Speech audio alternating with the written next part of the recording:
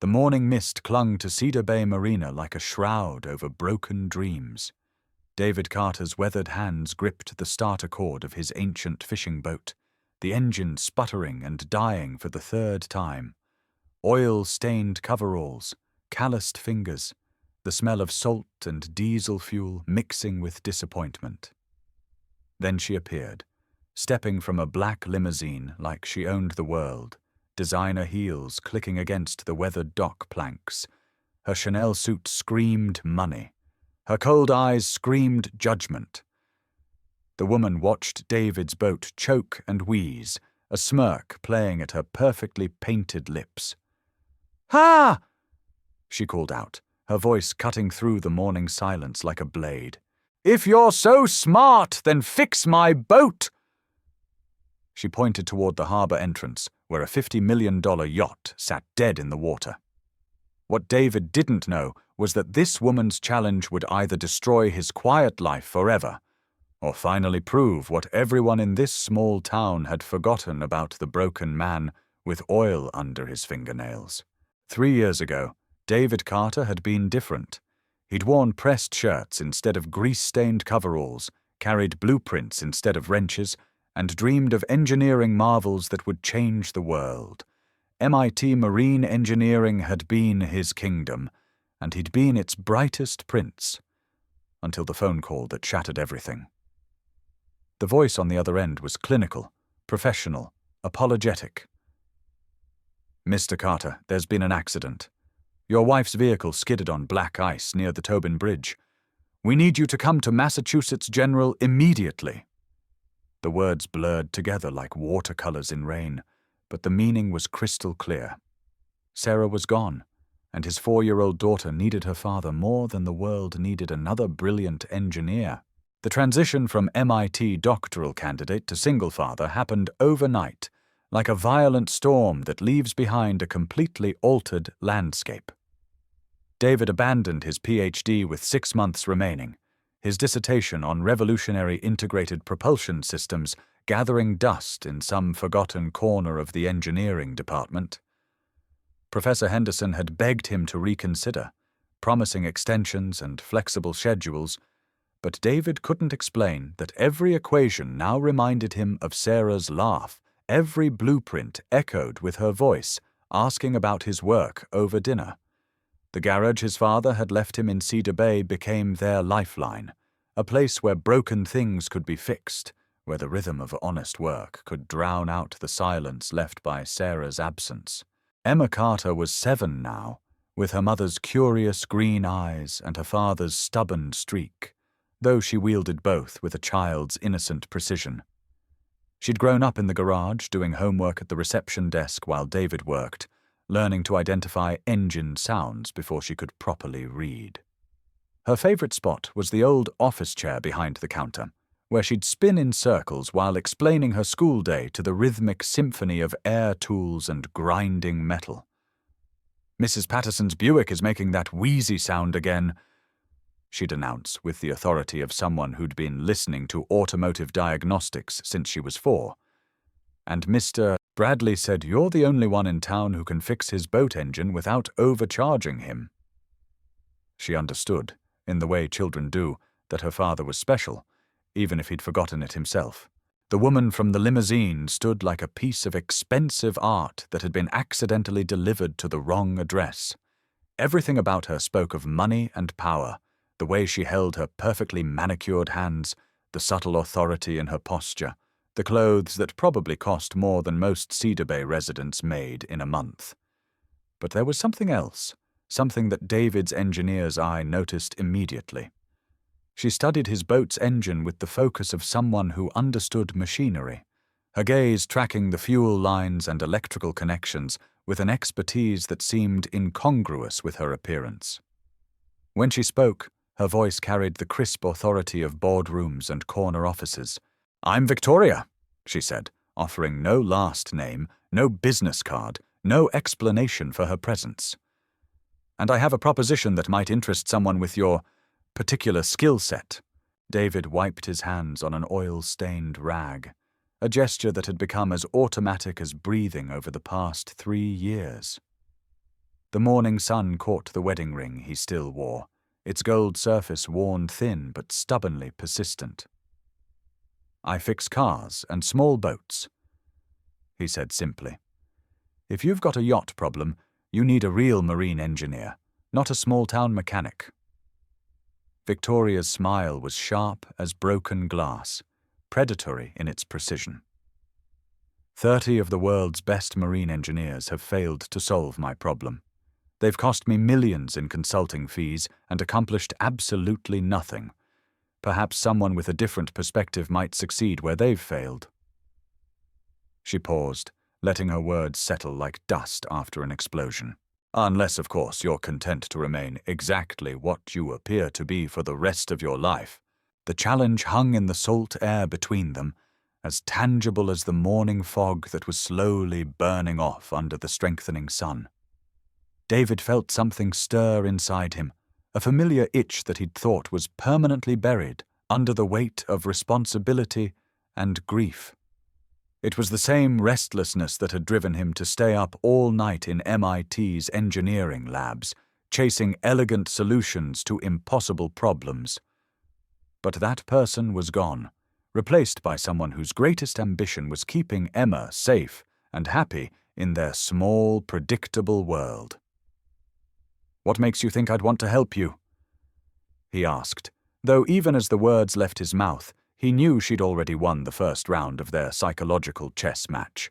Victoria's laugh was music played in a minor key, beautiful and cold at the same time. She reached into her purse, a small piece of leather that probably cost more than David's monthly mortgage payment, and withdrew a business card. But instead of handing it to him, she simply held it between two fingers like a playing card in a high-stakes poker game. $500,000, she said, her voice carrying the weight of absolute certainty. "If you succeed in fixing what 30 experts could not, if you fail, you publicly apologize for your arrogance and admit that you're nothing more than what everyone in this town already believes you to be." The amount was staggering, life-changing, impossible to ignore. It was also clearly intended to be insulting, the assumption that he could be bought, that his pride had a price tag.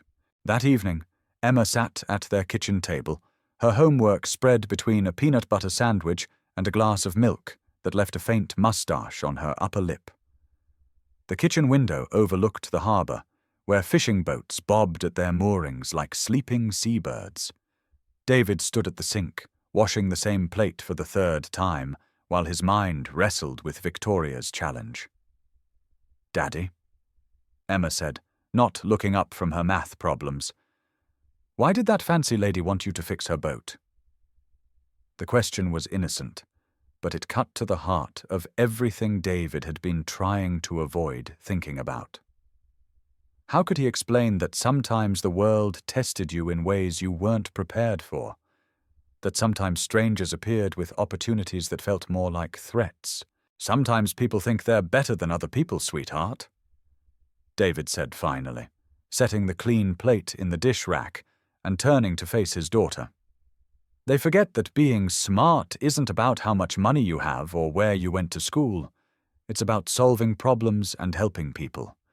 Emma's pencil stopped moving across her homework, and she looked up at him with the kind of direct gaze that made adults uncomfortable. "But you're smart, Daddy. Smarter than anybody. Mrs. Henderson at school said you used to go to the same college where really smart people learn to build amazing things." The simple faith in her voice was both heartbreaking and inspiring. She believed in him completely, even when he'd stopped believing in himself. News traveled through Cedar Bay with the speed and efficiency of gossip in any small town where entertainment was scarce and everyone's business was everyone else's concern. By the next morning, the entire community was buzzing about the mysterious woman's challenge. Murphy's Diner became an unofficial headquarters for debate, where fishermen and shopkeepers gathered over coffee and blueberry pie to discuss whether David should accept the bet. Old-timers remembered when he'd first returned from MIT, fresh from graduate school, and full of ideas about revolutionary propulsion systems and hull designs that could change the maritime industry. That boy had more brains in his pinky finger than most engineering firms have in their entire staff, declared Captain Murphy, who'd been fishing these waters for 40 years. Grief changes a man, but it doesn't make him stupid. Tom Bradley, who ran the bait shop next to David's garage and had become something like a surrogate grandfather to Emma, represented the more cautious faction. David's built himself a good life here, he argued, refilling coffee cups with the practiced efficiency of someone who'd spent decades serving the same customers. He's got a business that supports him and Emma, he's respected in the community, and he doesn't owe anybody anything. Why should he risk all that to prove something to some rich woman who's probably just entertaining herself at his expense? But even Tom couldn't hide the curiosity in his voice when he added, "Though I'd sure like to know what kind of yacht problem has stumped 30 experts. Must be something pretty special." Victoria returned the next afternoon, arriving in a rental car that still managed to cost more than most locals made in several months. She found David in his element, lying under the hood of Mrs. Patterson's ancient Buick sedan, his concentration absolute as he diagnosed a problem that had confounded 2 other mechanics in neighboring towns. The symphony of his work was precise and methodical, the click of wrenches, the soft whistle of escaping air pressure, the satisfied grunt when a stubborn bolt finally yielded to patient pressure. "Have you considered my offer, Mr. Carter?" Victoria asked, her voice cutting through the mechanical orchestra with the precision of a conductor's baton. David didn't emerge immediately from under the hood, taking his time to complete his examination before sliding out and wiping his hands on a shop rag that had seen better decades. 3 weeks, David said finally, meeting Victoria's gaze with steady brown eyes that had seen too much loss to be easily intimidated. "That's what you're offering me, right? 3 weeks to solve something that stumped 30 of the world's best marine engineers working for 6 months? Victoria nodded, something like approval flickering in her cold blue eyes. She seemed to appreciate directness, even when it came packaged with skepticism. "The yacht is moored at Boston Harbor. I'll provide all technical documentation, complete access to the vessel, and accommodation while you work. The only question remaining is whether you have the courage to try, or if you're content to remain a small-town nobody for the rest of your life." The insult was delivered with surgical precision, designed to probe exactly where David's pride intersected with his fear. The drive to Boston Harbor took 2 hours through winding coastal roads that showcased New England at its most picturesque. Rolling hills dotted with white farmhouses, small harbors where lobster boats rocked gently at their moorings, and stretches of rocky coastline that had inspired countless paintings and postcards. Emma chattered excitedly in the back seat as they followed Victoria's limousine, her nose pressed against the window as she catalogued every interesting sight along the way. David had tried to arrange for her to stay with Tom Bradley's wife, but Emma had fixed him with her mother's most stubborn expression and announced that she wasn't staying behind. "I want to see the big boat, Daddy, and maybe I can help you fix it too." Victoria had raised an eyebrow at the 7-year-old's inclusion in their expedition, but said nothing, perhaps recognizing in Emma the same determined spirit that had driven her own childhood ambitions. Boston Harbor opened before them like a maritime museum come to life, filled with everything from commercial fishing vessels to sleek racing yachts to massive cruise ships that looked like floating cities. But Ocean's Pride dominated the exclusive marina where Victoria led them, a 150-foot masterpiece that made David's breath catch in his throat despite his best efforts to remain unimpressed.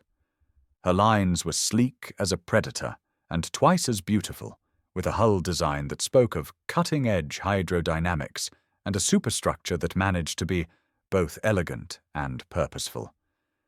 But she sat dead in the water, her engines silent and her technological pride broken in ways that weren't immediately visible but were clearly devastating.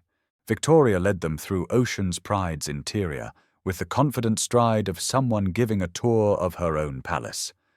Past hand-carved mahogany panels that gleamed like liquid amber, beneath crystal chandeliers that belonged in European ballrooms, through salons and staterooms that redefined the concept of luxury accommodation. The master suite alone was larger than David's entire house, complete with a marble bathroom and a private deck that offered panoramic views of Boston's skyline. But David's attention was drawn inexorably toward the engine room, a cathedral of steel and precision engineering that should have been humming with perfectly calibrated power, but lay silent as a mechanical tomb. The main engines are Caterpillar Marine diesels, top of the line, Victoria explained, her voice taking on a technical precision that seemed to surprise even her. 1,600 horsepower each, capable of pushing this vessel at speeds up to 35 knots in optimal conditions. But the real innovation is in the integration. Propulsion, navigation, climate control, and communication systems all networked through a central computer architecture that coordinates their operation. She moved through the engine room with the confidence of someone who understood every component, every connection, every subsystem. It was knowledge that went far beyond what any yacht owner should possess, but David filed that observation away for future consideration. Emma's wide green eyes took in everything with the wonder of a child experiencing something beyond her previous frame of reference. "It's like a floating castle," she whispered, her small hand slipping into David's calloused palm as they stood in the main salon surrounded by enough luxury to fund a small country's budget. Victoria watched the interaction with an expression that was almost soft, her professional mask slipping for just a moment before snapping back into place. "I've arranged for you to stay at the Harbour Hotel while you work," she said, handing David a key card that probably cost more per night than he usually spent on groceries. "The yacht is available 24 hours a day. You'll have access to every schematic, every diagnostic report, every failed attempt by previous consultants." She paused at the gangplank, her expensive heels clicking against the polished teak deck with the rhythm of a metronome counting down to some unknown deadline. "I hope you understand what you're risking here, Mr. Carter. Failure doesn't just mean losing money. It means proving that some people really are meant to stay in their designated places, regardless of their potential or their dreams." The words were delivered with cold precision, but David caught something else underneath, a vulnerability that Victoria was working very hard to conceal. This wasn't just about fixing a yacht. This was about something much more personal, much more desperate than she was willing to admit. For the next 2 weeks, David threw himself into the puzzle of Ocean's Pride with an intensity he hadn't felt since his MIT graduate school days. The hotel suite Victoria had arranged was larger than his entire house, with floor-to-ceiling windows that offered spectacular views of Boston Harbor, but David barely noticed the luxury. His world contracted to the technical manuals spread across every available surface, the diagnostic equipment that filled the yacht's engine room, and the growing stack of notebooks where he documented every theory, every test, every dead end in his systematic investigation of the vessel's mysterious malfunction. Emma adapted to their temporary lifestyle with the resilience that seemed to be her birthright, transforming the hotel suite's sitting area into a combination homework station and engineering laboratory. She would sit beside David in the engine room, her school assignments spread across a makeshift desk constructed from spare parts catalogues and technical manuals, occasionally asking questions that cut straight to the heart of complex problems with the clarity that only children possessed. "Daddy, why do all these wires need to talk to each other?"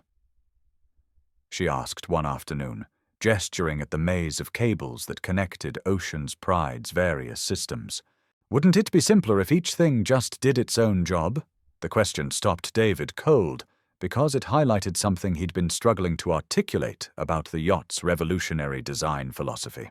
Victoria appeared periodically throughout their investigation, claiming to check on progress but clearly studying David's methods with the intense focus of someone who understood far more about engineering than she was pretending. Her questions were too precise, her observations too sophisticated, her technical vocabulary too extensive for someone whose only connection to marine engineering was writing checks to consultants. When David explained his theory about thermal cascade failures in integrated systems, Victoria nodded with the kind of understanding that came from years of studying the same problems. When he demonstrated potential solutions using diagnostic software, she asked follow-up questions that revealed deep familiarity with the underlying algorithms. "You seem to know quite a bit about marine engineering for a yacht owner," David observed one evening as they stood in Ocean's Pride's engine room, surrounded by the complex machinery that had become his temporary obsession. Victoria's laugh was carefully modulated, designed to deflect rather than inform. "I make it my business to understand anything I invest significant money in," she replied, but her eyes didn't quite meet his when she spoke. "Besides, when you've hired 30 different consultants to explain the same problem, you pick up the terminology through repetition." It was a reasonable explanation that didn't explain anything at all, like most of Victoria's responses to David's increasingly pointed questions about her background. The breakthrough came during David's 15th day of investigation, in one of those moments of sudden clarity that made all the previous confusion seem inevitable in retrospect. He was tracing power distribution patterns through Ocean's Pride's integrated network, mapping the flow of electricity and data through systems that had been designed to work in perfect harmony, but were somehow creating destructive interference patterns instead. The problem wasn't mechanical, it was architectural. The 30 previous engineers had approached Ocean's Pride like a traditional vessel, treating each system as an independent component that could be debugged and repaired in isolation. But her design philosophy was revolutionary, integrating every subsystem into a networked whole where the failure of one component could cascade through the entire vessel in ways that conventional marine engineering didn't account for. It was brilliant and revolutionary and fundamentally flawed, like a beautiful mathematical proof with a single crucial error that invalidated the entire theorem. David stood in the engine room at 2 o'clock in the morning, surrounded by diagnostic equipment and technical manuals, finally understanding both the genius and the fatal oversight in Ocean's Pride's design.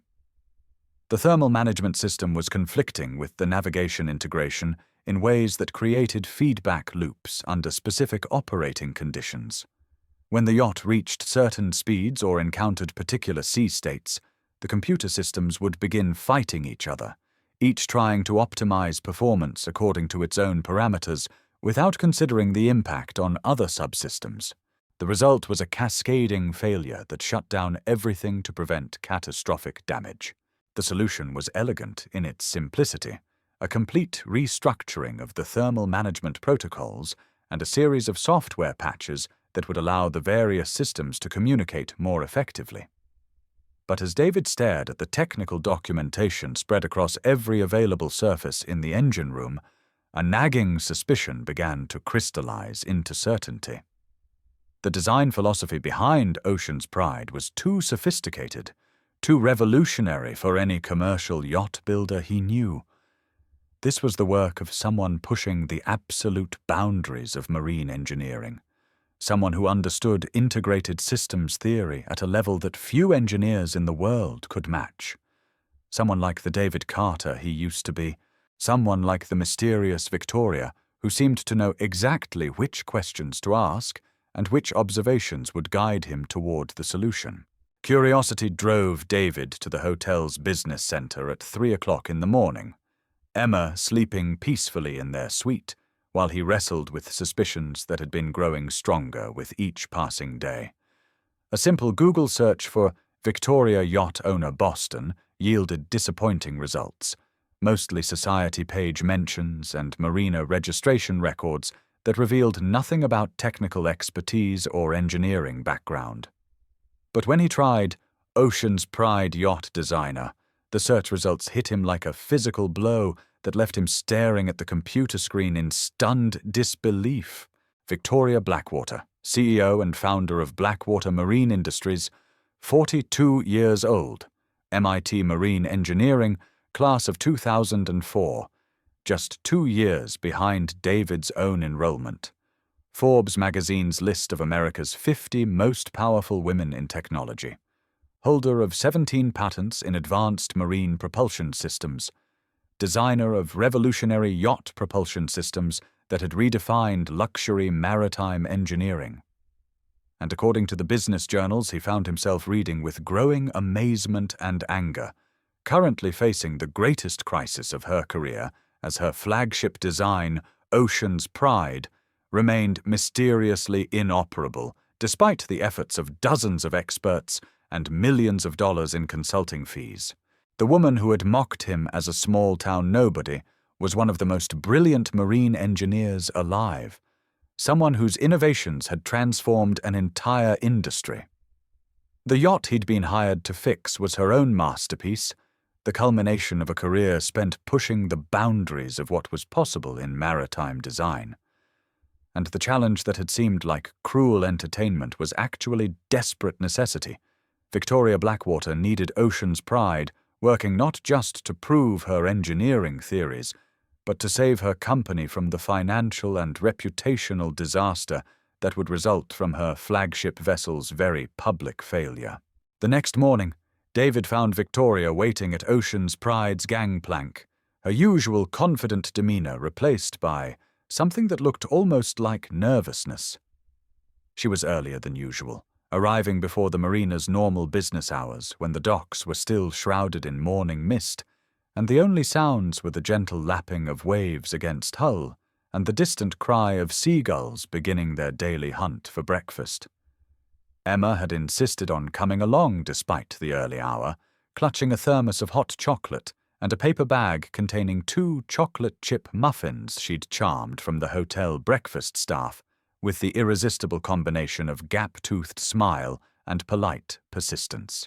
"Good morning, Aunt Vicky," Emma chirped, having adopted the nickname despite Victoria's initial protests and eventual resigned acceptance. Victoria's carefully constructed professional mask slipped for just a moment, revealing something vulnerable and almost desperate before her boardroom composure reasserted itself with visible effort. "Mr. Carter?" she said with formal precision that contrasted sharply with the informality she'd shown Emma. "I trust you've made progress in your investigation?" David studied her face, noting the shadows under her expertly made-up eyes and the tension in her perfectly straight shoulders. "I know who you are," he said quietly, and watched her carefully constructed world begin to crumble in real time. Victoria's confession came in broken pieces, like a dam failing under pressure that had been building for months. She was indeed the designer of Ocean's Pride, her masterpiece and her potential downfall wrapped in 150 feet of revolutionary engineering. The yacht represented 3 years of development, millions of dollars in research and development, and the future of Blackwater Marine Industries. But when the cascade failures began during sea trials, her board of directors had lost faith, not just in the design, but in Victoria's ability to solve the problems she'd created. "They think I'm just a businesswoman playing at engineering," she said, her voice barely above a whisper as she stared out at the harbor where her broken dream floated like an expensive monument to hubris. "Every solution I propose, they question. Every theory I present, they demand verification by external experts." The irony was bitter as the sea salt that flavored the morning air. 30 male engineers had failed to solve Victoria's design problem, but their failures were attributed to the complexity of the challenge rather than incompetence. If Victoria fixed the problem herself, the board would claim she'd known the solution all along and had wasted millions on unnecessary consulting fees rather than admitting her original design was flawed. She needed an independent expert to validate her solution, someone whose reputation and credentials would give the board confidence to implement the fix. "I've been using you," she continued, her professional composure finally cracking completely. "I knew exactly who you were before I came to Cedar Bay. Professor Henderson still talks about David Carter, the doctoral candidate who could visualize complex systems integration better than engineers with 20 years of experience. Emma listened to the adults' conversation with the intense concentration she usually reserved for bedtime stories about princesses and dragons, her young mind processing the emotional undercurrents even if she didn't fully understand all the technical details. The chocolate chip muffins sat forgotten in her lap as she watched her father's face cycle through surprise, understanding, and growing anger. "Why don't you just tell them you're smart?" she asked Victoria with the directness that only children possessed, cutting through the complexity of adult politics and professional hierarchies with innocent logic. Victoria's laugh was sharp with pain and recognition. "Because sometimes, sweetheart, being smart isn't enough. Sometimes people need to see a man prove you're right before they'll believe you understand your own work."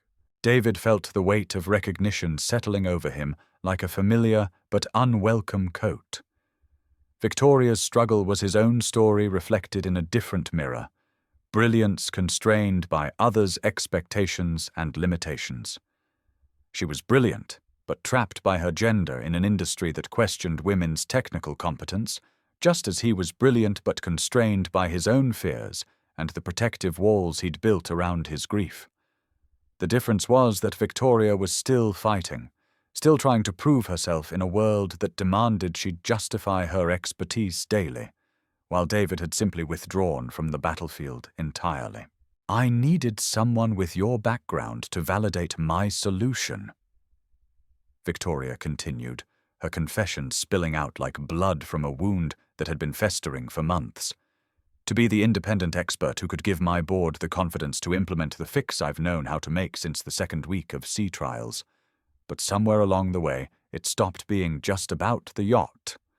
She was crying now, perfect makeup running in rivers down her cheeks as years of professional pressure finally found release. "Watching you work, seeing you with Emma, remembering what it felt like to solve problems instead of managing politics and defending every decision, I started to care more about helping you remember who you really are than about saving my own career." The confrontation that followed was swift and brutal, fueled by 3 years of suppressed anger and frustration that David had been carrying like stones in his chest. "You came to my home," he said, his voice dangerously quiet with the kind of controlled fury that was more frightening than shouting. "You challenged me in front of my neighbors, made me question everything I've built for my daughter's sake, forced me to risk the security and peace we've found here, and it was all a lie. You didn't need my help.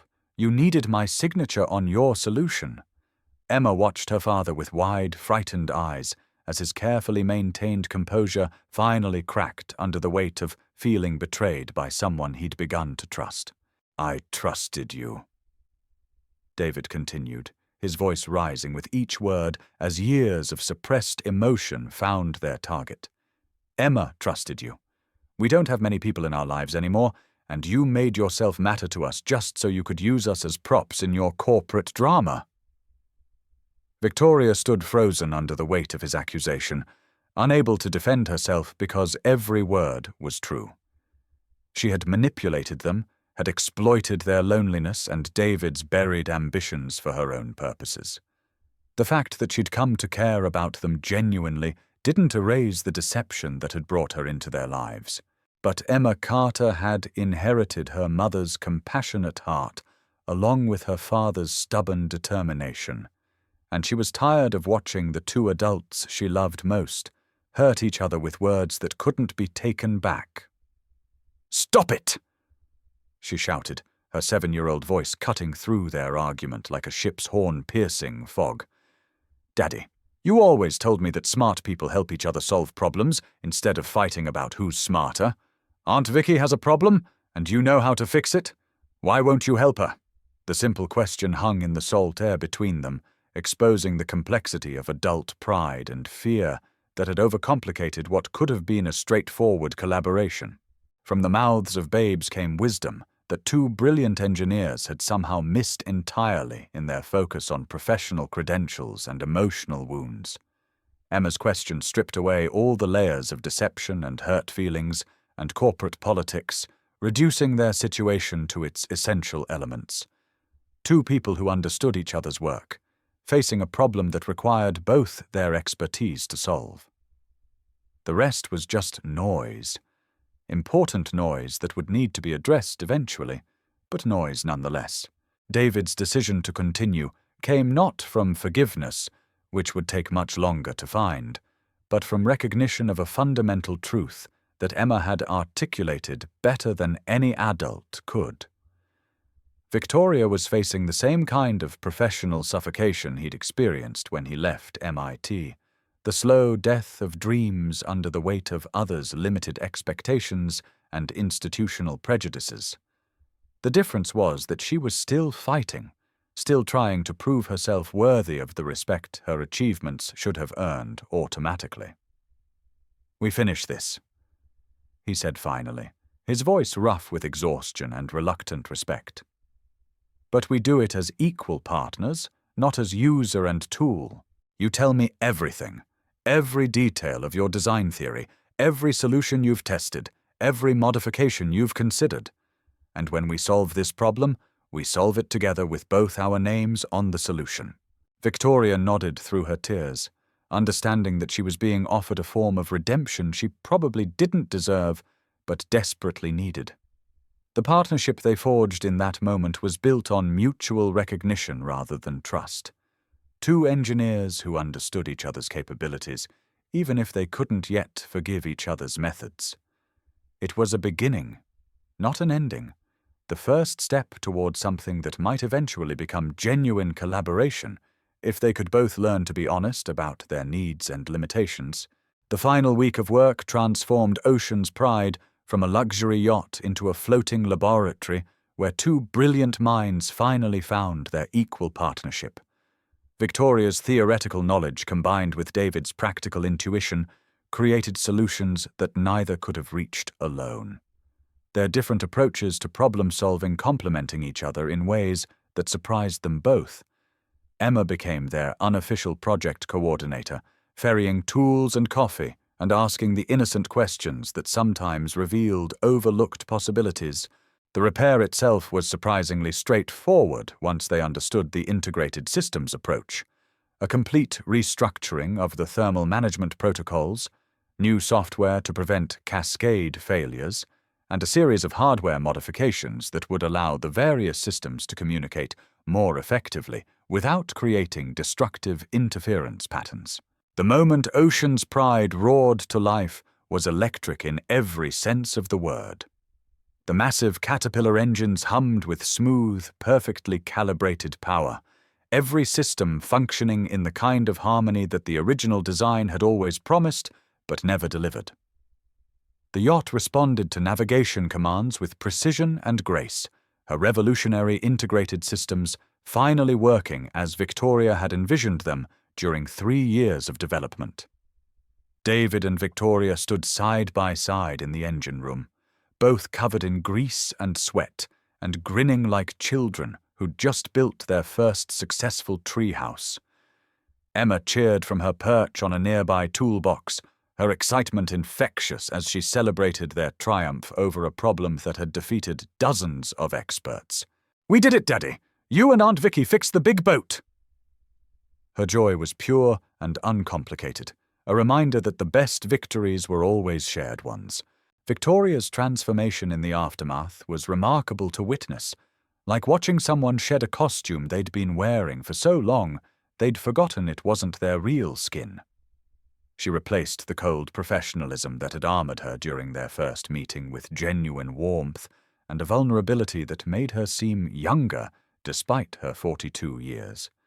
The change was most visible in how she interacted with Emma, abandoning the careful distance she'd initially maintained in favor of the kind of easy affection that the little girl inspired in almost everyone she met. "I have a proposition for both of you," Victoria announced over dinner at their hotel restaurant, Emma between them methodically decorating her ice cream sundae with mathematical precision that would have impressed her father's engineering professors. "I'm opening a research and development facility in Cedar Bay."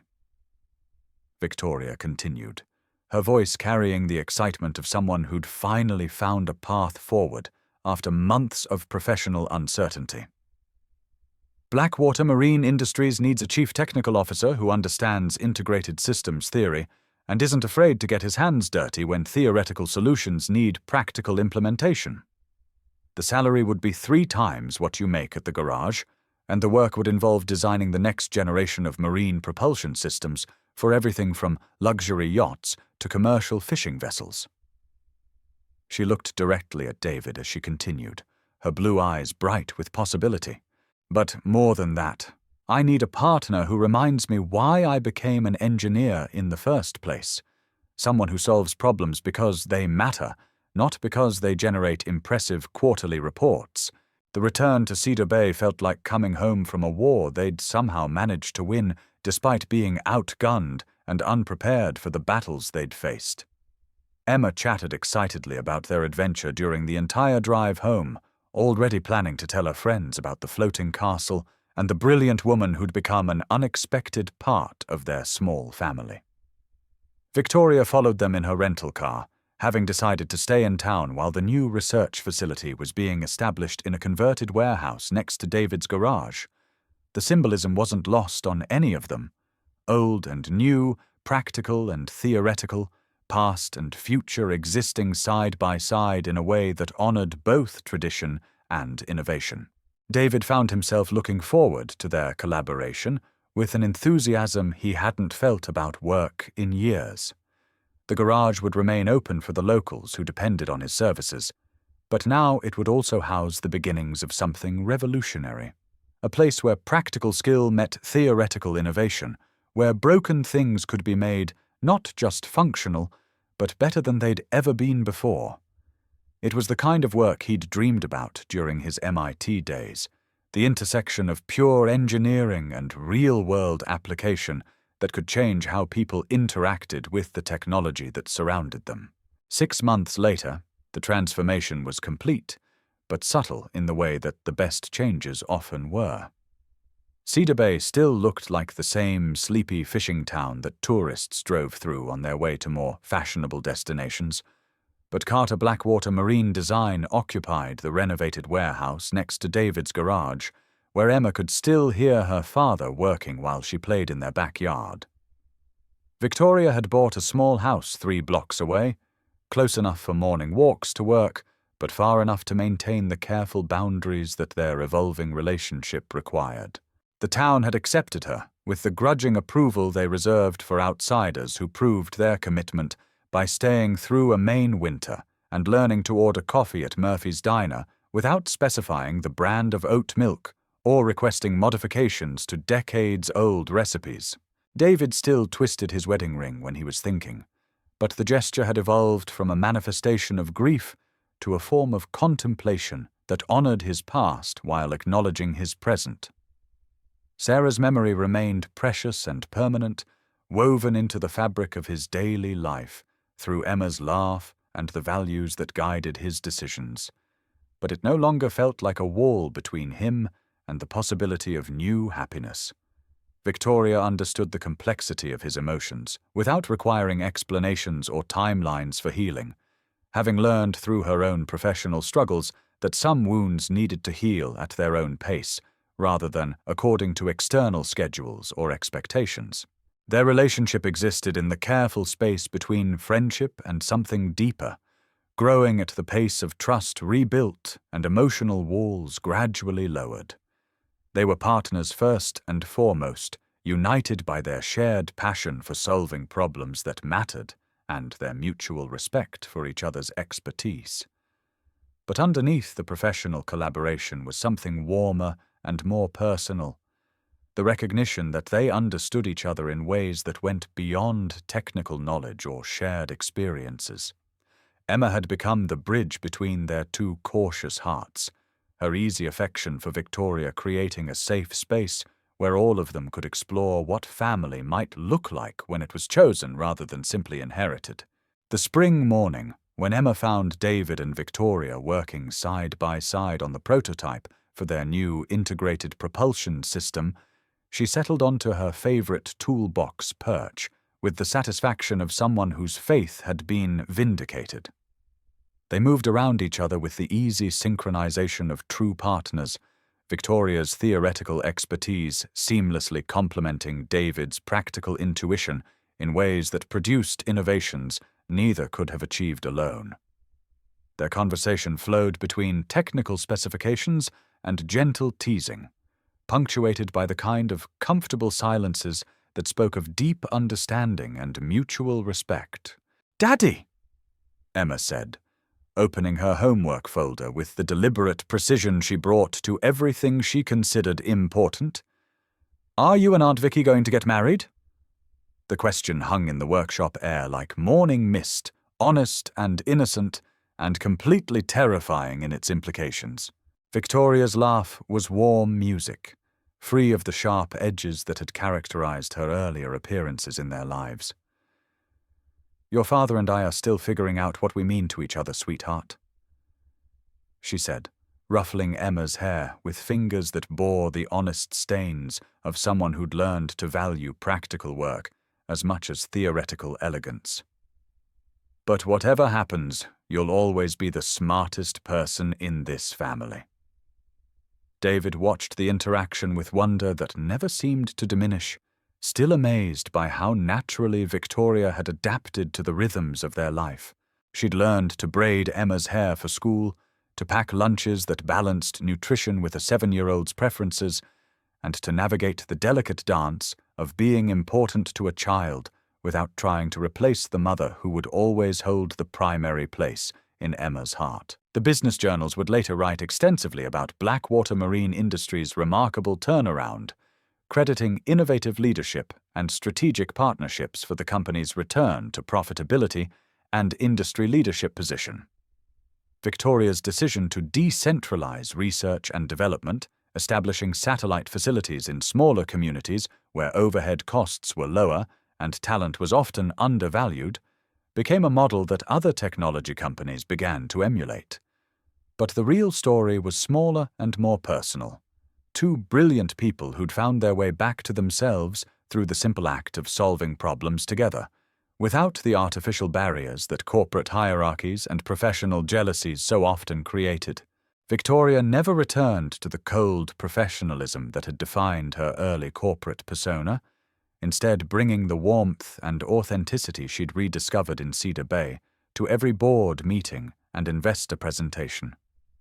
Her willingness to acknowledge the collaborative nature of innovation, to share credit generously and publicly, transformed not just her own company's culture, but influenced an entire industry's approach to recognizing diverse contributions to technical advancement.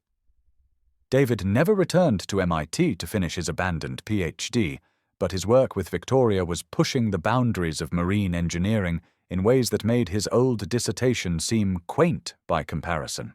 Emma Carter, now 8 years old and growing into the kind of confidence that came from being genuinely loved and intellectually challenged, had appointed herself the unofficial historian of their unconventional family's formation. She kept a journal where she recorded the important moments: the first time Aunt Vicky stayed for breakfast, the first time Daddy laughed at one of Vicky's engineering jokes, the first time they all fell asleep together on the couch while watching a documentary about underwater exploration. "I think Mommy would like Aunt Vicky," she told David one evening as he tucked her into bed, her observation delivered with the matter-of-fact certainty that characterized most of her pronouncements about the adult world. "They're both really smart, and they both love you and me." The simple wisdom of her words carried weight that two adults had taken months to fully understand and accept. The epilogue to their story was written not in dramatic declarations or corporate press releases, but in the accumulation of ordinary moments that had somehow transformed into extraordinary happiness. Victoria teaching Emma to code while David worked on engine modifications that would revolutionize small boat efficiency. Family dinners where technical discussions seamlessly blended with homework help and weekend planning, where the boundaries between work and life dissolved in the most natural ways possible. Long walks along the harbor where two engineers who'd found their way back to wonder could watch the sunset paint the water in colors that reminded them both why they'd fallen in love with the ocean in the first place. On quiet Sunday mornings, when Emma was still asleep and the world belonged to just the two of them, David and Victoria would sit on their shared back porch with coffee and marine engineering journals, planning the next revolution in sustainable yacht design while seagulls provided running commentary from their perch on the workshop roof. These were the moments when the impossible complexity of their journey, from challenge to collaboration, from deception to partnership, from loneliness to family, resolved into something beautifully simple and profoundly right. Two people who'd forgotten how to dream had found their way back to wonder, and in doing so had created something neither could have imagined alone. The small-town mechanic and the brilliant CEO had become something new together, equal partners in the truest sense, building a future that honored the past while embracing possibilities they were only beginning to discover.